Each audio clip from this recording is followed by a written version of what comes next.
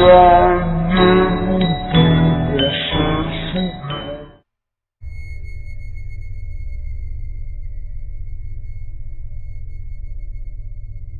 was the middle of the summer, and my parents had left for the weekend to go to our house in the Cape Cod. It's about a 2-hour drive away, so it's no big deal for them to leave me home alone for a few days. My mom had made some pulled pork and pasta for me to heat up whenever I'm hungry, and I had some money if I wanted to order some pizza. Things were all good. The first night I was alone, I stayed up till 3 in the morning playing Xbox, so I woke up really late the next morning. I checked my phone when I woke up and I saw it was a little past 1.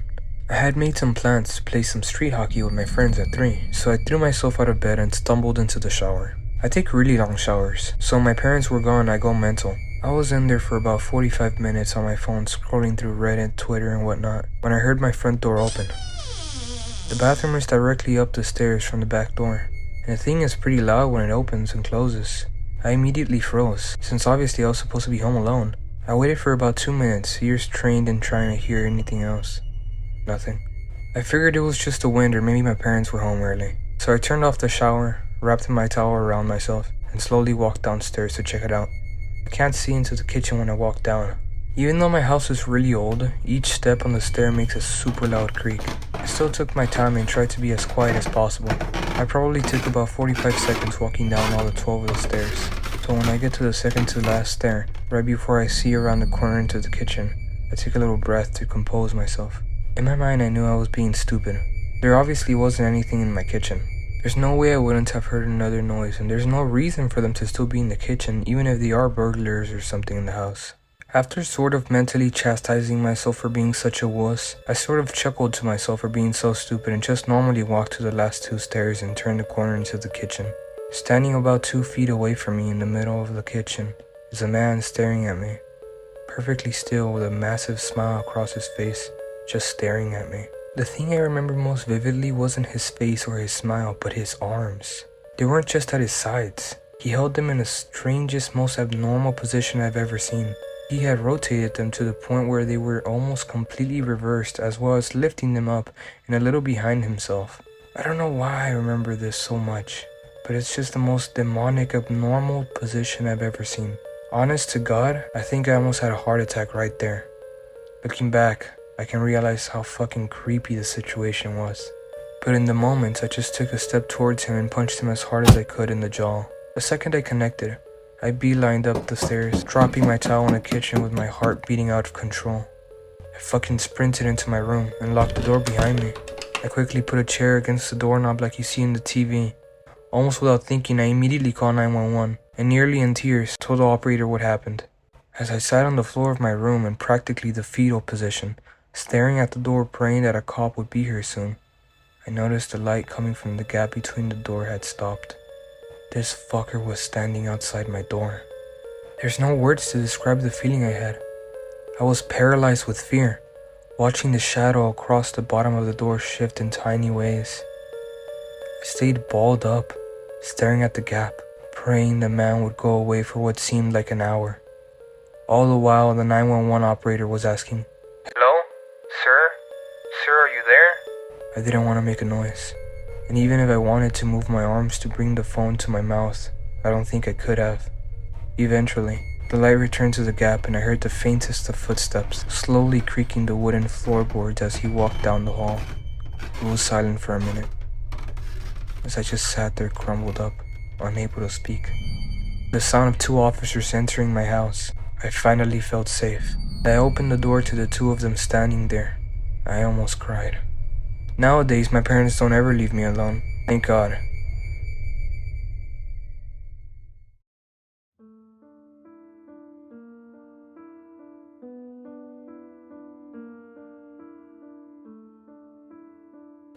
I was working at a sports park in the morning, and a big dirty fella sat down in my section.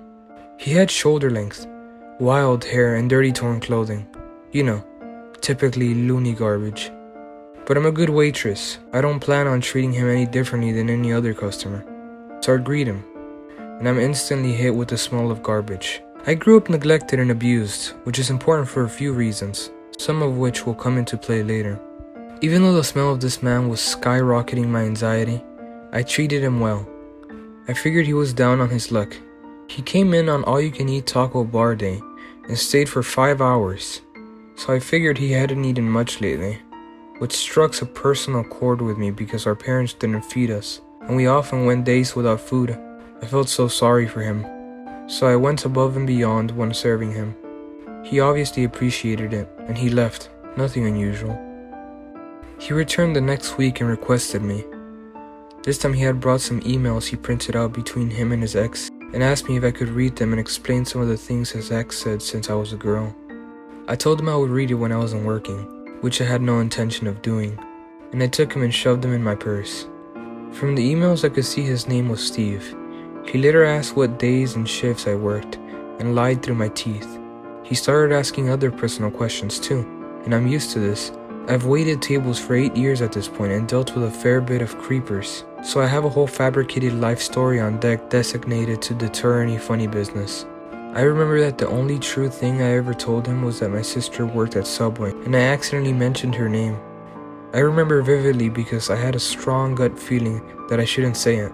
I wish I had listened to that feeling. A week later, during one of the night shifts, Steve comes in, and he was pissed.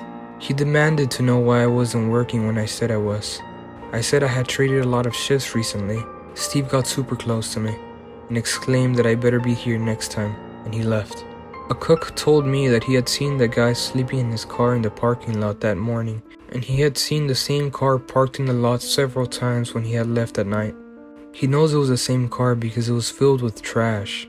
Steve came back in after last call and told me he wanted to place an order, but I said it was too late, so he went to the bathroom. I watched for him to leave and he never did. At this point I have a panic attack building. I tell the manager what's going on, and him and the bouncer find him standing on the toilet in the stall. They drag him out and tell him he can never come back. I told my boyfriend so he could pick me up, so he brought 2 friends and I discreetly hid my face and disguised myself when I left, checking the mirrors to see if we were being followed. Steve never came back, and I ended up quitting shortly after anyways. Eventually my boyfriend and I broke up and I kept our apartment, which eventually my sister moved in. A few months later, things took a turn for the worst. I started dating my boyfriend, who is from a small town, and he wanted to take a weekend trip back home. When we got back, one of the window panes was busted in a multiple pane window, and I asked my sister about it, and she hadn't noticed. She hadn't left the house all weekend, and she didn't hear glass breaking or anything suspicious. This did not feel like a break-in attempt, and the more we thought about it, the scarier it became. It was the only night in over a year that I left town. I didn't put it on Facebook, and I only told a few friends. Neither my sister and I have cars, so you can't look in the driveway and see who's home. The next night, we heard our neighbor's dogs barking and growling, and we heard footsteps in the yard. I grabbed the gun, went to the living room next to the yard and listened, and the second I realized it was bipedal, I started flipping the lights on and off, rhythmically, to make the person think we were signaling our neighbor. That made him leave. The rest of the week was quiet, and my sister was now armed. So that weekend, my boyfriend and I decided to go out. We got in a stupid fight that night, and when he dropped me off, I threw $20 in his car and said something snarky like, "Here's my half of the tab," and went inside. He eventually noticed the $20 I threw at him, so he came back trying to give it to me. He knocked on the front door, but I didn't answer because I was mad. I heard footsteps come up to the bedroom window, and I waited for him to knock on the window so I can yell at them. He eventually texted me saying that he left the $20 in the screen door, so I got up to grab it, and there was nothing there. I told him it wasn't there, and asked if it could have fallen out. It wasn't possible. When I asked why he had walked up to my window, he said he never did. This meant whoever saw him leave the money had to be 50 feet or less from the door. It had been only 3 minutes tops from when he dropped it off, and when I checked, and the only place it could have been was in my backyard. It also means whoever walked up to my window knew my boyfriend was there to see me, and knew which room was mine. A week later, we heard footsteps in the yard again. I did the same routine, grabbed the gun, stood in the living room, and started with the lights. Then I had an idea. This person needs to think they can be seen, so I started to flip the switch every time I heard a step. Once they noticed, they started running, so I ran to look out the people to see a big fella with wild hair running down the alley. Even though I didn't get a great look, The general outline looked like Steve. So I started looking for the emails he gave me. Like I said, I'm always on high alert and he raised concerns. The second I noticed his full name was in the emails, I decided I was going to keep them. I get his last name and search his public records. I pulled up the most recent mugshot and asked my sister if she had seen this man before, and her face went ghost white. She said yes. He smelled like garbage, and that made her anxious too. She said she will never forget that creepy, menacing smile he plastered on his face. The second she told him her name, and the feeling of pure fear it gave her. She rides her bike to and from work, so I'm betting he followed her home. One thing became painfully clear. He didn't hurt my boyfriend when he left the money outside. He didn't touch my sister when she rode her bike home. This was about me. The second she told me this, I called the cops. I gave them the emails and told them everything I knew, down to the name of the cook I knew could describe his car. They found his car within a week. It was abandoned by a lake. It was full of trash, a few personal belongings, and pages on pages of his crazy thoughts and intentions. There were hundreds of pages about me, and what he thought he knew about me, my sister, a checklist of all the subways he checked to find her, what he learned from her, the layout of our house, my boyfriend's info, and the most fucked up, his very sexual charged plan to keep me alive while he cut me open and ate me. The plan was to break in, kill my sister, and wait for me to come home. Then he was going to cut off a piece of me day by day and make me watch him eat pieces of me while he pleasured himself. In less than 24 hours, the cops found his body in the lake.